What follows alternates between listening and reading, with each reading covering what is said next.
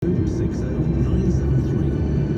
Nick for Curry and Breakfast on LBC.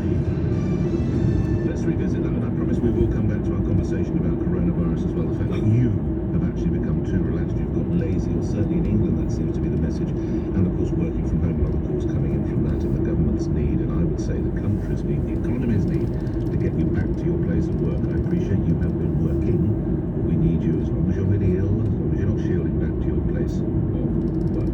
Now, to a story we touched on briefly when we reviewed the newspapers, the Brexit deal that never made sense. That's the view of Boris Johnson, background LBC's political editor. It's something of a change in tune from the Prime Minister. Of course, last November in a message on social media, he described that same agreement, the withdrawal agreement with the European Union, as a great new deal. Yesterday, he sent an email, the Prime Minister sent an email to Conservative Party members, and he said, "I will not back down." And of course, this comes ahead of the latest round of Brexit talks. Michel Barnier, the EU's chief negotiator, he's arriving in London later to meet with Lord David Frost. He's the aide charged with striking a trade deal with the European Union. In a statement issued late last night, Lord Frost said the EU needed to show more realism, and he warned that if progress was not made this week, then it would be difficult to strike a trade deal before the transition period ends on December the 31st. Just earlier, former General Housing Secretary said an Australian agreement with the EU was still a good outcome for Britain. If we can't agree the remaining issues with the European Union, if they don't show the degree of flexibility and realism that we want them to show, today when Michel Barnier comes for the next leg of the negotiations and in the final 4 or 5 weeks to come, then we'll leave with the kind of trading arrangements that Australia and other countries have, and we think that's also a good arrangement. Two outstanding issues, as we discussed yesterday: fishing quotas and state aid. State aid, of course, allows the government to intervene to protect struggling businesses. There's also a fear the Prime Minister wants to effectively rip up the withdrawal agreement made with the EU last year by removing any checks on goods travelling between Northern Ireland and mainland Britain. Ireland's Deputy Taoiseach Leo Varadkar said that even if Britain changed domestic law, the withdrawal agreement as an international treaty would override it. Our response to this is going to be measured.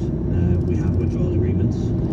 It is an international treaty, and international treaties must be honoured. And no domestic law can trump an international treaty.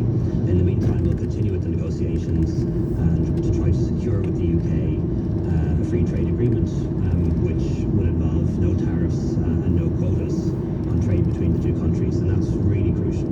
Leo Varadkar concluding political editor Theo Osherwood's report. Joining me in the studio conservatively, and former Brexit Secretary David Davis. And I have to say, Mr. Davis, thank you for coming in. You have told me almost as many times as I've had hot dinners that it always comes down to the last few weeks and months and this.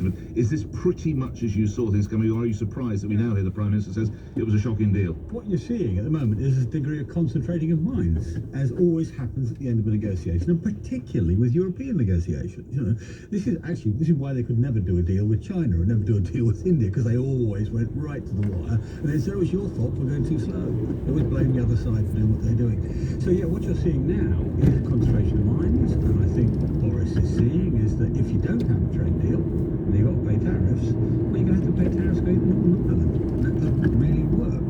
And by the way, when we signed up to that withdrawal agreement, it was on the understanding that there would be a trade deal. So, you know, there's good reasons for it to sort of come back. Legally, can we, the United Kingdom, rip up the withdrawal Well, agreement? any international agreement can be repudiated. By one party? Yeah, absolutely. You may lose all of it. That's the point. But you can repudiate the whole deal if you choose. And bear in mind, in this deal, we're paying money to them. We've still got about 20 billion still to pay, so that can go out the window. In this deal, we're giving them what they call GIs, geographical indicators. That's like Parma ham. So only in a quarter of a mile, turn right onto Roslin Avenue. Very, very valuable to the European Union. Why should we recognise their GI so we haven't got a trade deal with them? So there are lots and lots of bits of leverage in this, which I suspect is what the government's playing a bit. How nervous or how relaxed should my listeners be about an Australia-style deal as is being put round by cabinet ministers now? It's fine. I mean, I wouldn't. It's not my favourite outcome. My favourite outcome is I used to say Canada plus plus plus. I invented the term. You know, that's the sensible outcome because actually the European Union, if it's going to treat us like a third party, should just do just that. Treat us like the best of the third party. We are their closest friend. But an Australia deal, well, we'll pay some tariffs. What will happen? Some industries will pay some tariffs, and those industries, I suspect, there'll be a bit of changing in the currency, which will accommodate it. I don't think so. But what will happen to Northern Ireland? How will the border work? Do you imagine? I'm not privy to the government's thinking on this, but I've always said from the beginning, look, one way we can deal with this is simple. Turn right onto Roslin Avenue, then turn left onto Harlington Road West. Including in the United Kingdom, including Northern Ireland, illegal to export the European Union anything that doesn't meet their regulations. Illegal. So we enforce it. Then why do you need a border other than to pay the tariffs? And the tariffs they could How pay. would that be enforced, though? We need enormous personnel on the borders, No, wouldn't we? no. I mean, We had, No, that's the- hard. Is that not a hard border? no. Look, I mean, when we import stuff from China, let's say, Yeah. they don't check that it meets the regulations on the border. The local trading standards officer does that when it's sold in the shops. And if it's wrong, you may remember some time ago, China exported to us some lead toys. Yeah. And so we banged them. Turn left onto Harlington Road West, then your destination will be on the right.